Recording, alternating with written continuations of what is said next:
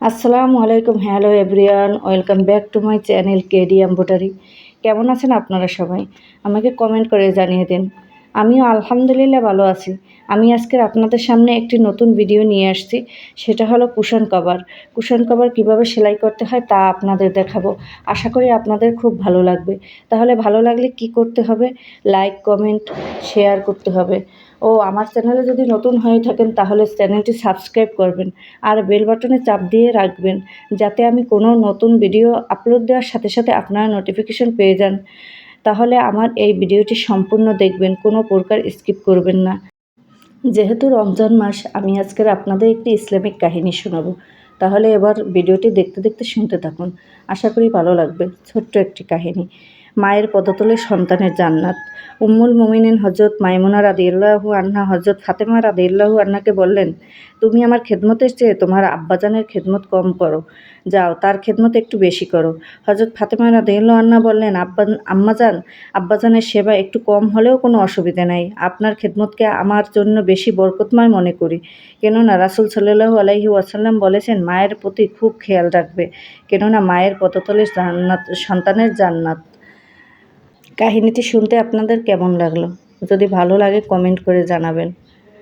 আর আমি এখানে দেখেন এই প্রথমে কাঁথা স্টিচ সেলাই দিয়ে নিয়েছি সোজা। এখানে ফুলের পাতা আছে, পাতার পাশে মাঝের যে ডালটা ওটা আমি কাঁথা স্টিচ দিয়েছি। পরে প্রত্যেকটা সেলাইয়ের ভিতর থেকে আমি এই সেলাইগুলো নিয়েছি। এই সুতাটা একটু মোটা নিতে হয়, মোটা নিলে সেলাইগুলো ভালো হয়। আমি একটু চিকন নিয়েছি, কিন্তু আপনারা আর একটু মোটা নেবেন, তাহলে আরও ভালো হবে। এই প্রত্যেকটা সেলাইয়ের ভিতর থেকে সুইয়ের পিছন থেকে এই সেলাইটা নেবেন, তাহলে আপনাদের সুবিধা হবে এবং সেলাইগুলো ঢেউ ঢেউ ঢেউ ঢেউ হবে, দেখতে ভালো লাগে। আপনার সামনাসামনি যখন সেলাইটা করে দেখবেন তখন আরও ভালো লাগবে। হয়তো বা ক্যামেরায় অনেক সুন্দর দেখাচ্ছে না, ঢেউটা বোঝা যাচ্ছে না ভালো। এই দেখেন প্রত্যেকটা সেলাইয়ের ভিতর থেকে আমি নিয়েছি।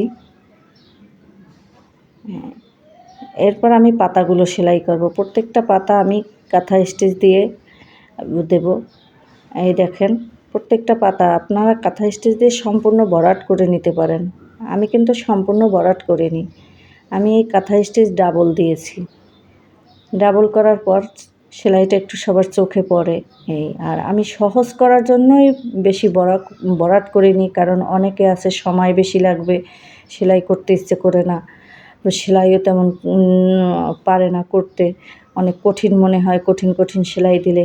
আমি সেই জন্য সহজভাবে কাঁথা স্টিচ দিয়েও অনেক সুন্দর সুন্দর সেলাই করা যায়, অনেক কিছু করা যায়, সেইটা আপনাদের বোঝানোর জন্য আমি এই সেলাই ভিডিওটা দেখাইলাম।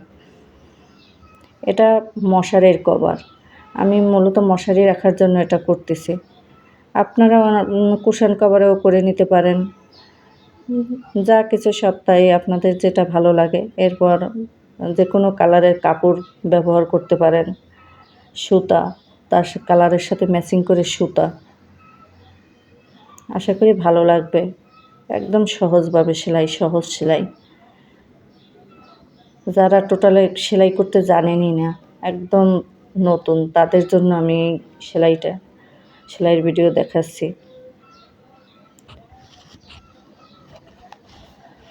মশারির কভারটি ব্লু কালার, তার উপরে আমি সাদা সুতো দিয়েছি। আপনার হলুদও দিতে পারেন, হলুদও ফুটবে ভালোভাবে।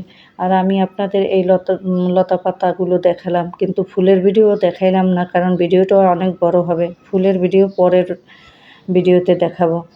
ফুল এখন সেলাই করলাম না, পরেরটা সেলাই করে আপনাদের পরের ভিডিওতে দেখাবো, কারণ ফুল দেখাতে গেলে অনেক বড় হয়ে যাবে ভিডিও, তখন আর আপনাদের দেখতে মন চাবে না।